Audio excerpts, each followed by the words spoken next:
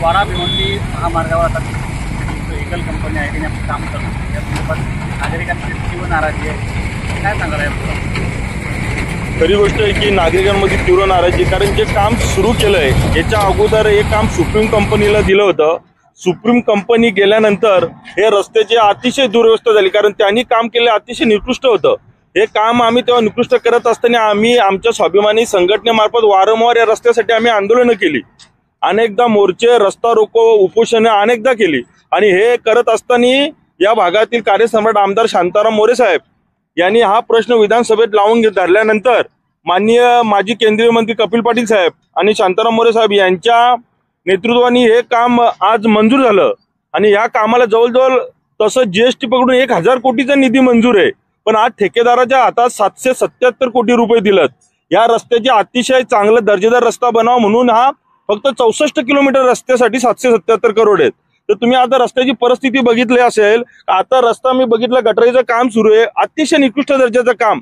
म्हणजे कुठल्या स्टेपमध्ये काम चाललंय काही कळत नाही. कामाची क्वालिटी अशी पाहिजे का हा रस्ता किमान 1.5 मीटर खोदायचा, म्हणजे 5 फूट खोदाई करून याची जीएसबी भरायची आहे. मी आताच वाडा तहसीलदार, पोलीस स्टेशन आणि पीडब्ल्यूडीच्या डिपार्टमेंटला सर्वांना या बाबतीतलं निवेदन दिला तर हे काम अतिशय निकृष्ट दर्जाचं सुरू आहे, याच्यात आपण तात्काळ लक्ष घाला. नाही तर येणाऱ्या 26 जानेवारी प्रजासत्ताक दिनी 26 जानेवारी रोजी मी कुडूस नाका येथे पुन्हा एकदा रस्त्यासाठी रस्ता रोको ठेवलाय. कारण हा रस्ता करत असताना त्यांनी पूर्ण एक लाईन खोदाई करून टाकले आणि एका लाईन एवढी खराब झाले का तिथे वाहन चालकाला वाहन चालवता येत नाही. हजारो विद्यार्थी, बस, रिक्षा चालक आणि 2 व्हीलर जाणारे नागरिक या रस्त्याने जातात. तुम्ही त्या साईडच्या बाजूला बघितलं तर कुठेही डांबर शिल्लक राहिली नाही आणि तरी सुद्धा या रस्त्याची कुठेही दुरुस्ती करत नाही. फक्त खोदाईचं काम एका बाजूने सुरू ठेवलाय आणि तेही काम निकृष्ट. अनेक ठिकाणी खोदाई केले तिथं अतिशय म्हणजे चिकन माती असते ना, आपण म्हणतो शेतातली चिकनवट माती, म्हणजे ज्या रस्त्यात मुरुम फिलिंग केला पाहिजे तिथं चिकन माती आणून टाकले, काली माती.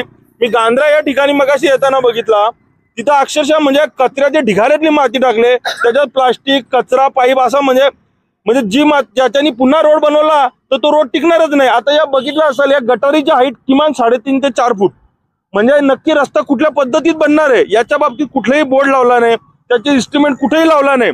आपण या निवेदनात स्पष्ट मागणी केली का जागोजागी या रस्त्यासंबंधित जी इन्स्ट्रुमेंट आहे, कुठल्या पद्धतीत हा रस्ता बनणार आहे, त्याची लांबी किती, रुंदी किती, खोदाई किती, त्याचं कॉन्क्रीटीकरण कसं होणार या बाबतीत तुम्ही त्याचे सूचना फलक लावा. कुठेही आजपर्यंत सूचना फलक लावला नाही.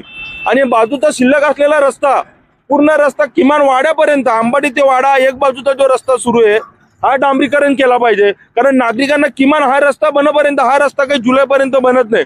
जरी त्यांची 3 वर्ष मुदत असली तर हा 6 महिन्यात रस्ता बनणार आहे का? तर बिलकुल नाही. पण नागरिकांनी याच्या अगोदर त्रास सहन केला, आता पण जर एवढे पैसे सरकारने देऊन तर नागरिकांनी त्रासच सहन करायचा का? मी या पीडब्ल्यूडी अधिकाऱ्यांना आणि वाड्याच्या आमचे तहसीलदार साहेबांना मगाशी निवेदन देताना तेच सांगितलं की तुम्हाला कळकळीची विनंती आहे की हा रस्ता या अधिकाऱ्यांना सांगून यांना तात्काळ दुरुस्ती करायला लावा. कारण हा रस्ता दुरुस्त झाला नाही तर नागरिकांच्या अतिशय म्हणजे 600च्या वर नागरिक बली गेलेत. म्हणजे या अधिकाऱ्यांच्या आणि आता या इगल कंपनीची, आता हा इगलवाला कोण हरामखोर आला आम्हाला माहिती नाही, पण या हरामखोरांना आणखीन आमच्या नागरिकांचा बली घ्यायचा आहे का? आणि या भागातले सगळे नागरिक, तुमच्या आमचे सगळे पत्रकार तुम्ही आहात, तुमच्या आमच्या संबंधातलेच नागरिक आहेत. म्हणून मी या बाबतीत आज निवेदन दिलं आणि 26 जानेवारीला प्रजासत्ताक दिनी कुडूस नाका इथे भव्य रस्ता रोको करणार आहे. जर याची दुरुस्ती केली नाही तर झेंडावंदन करण्याऐवजी मी रस्त्यावर उतरून लोकांना घेऊन रस्ता रोको करणार आहे. एवढंच आपल्या चॅनलच्या माध्यमातून सांगतो.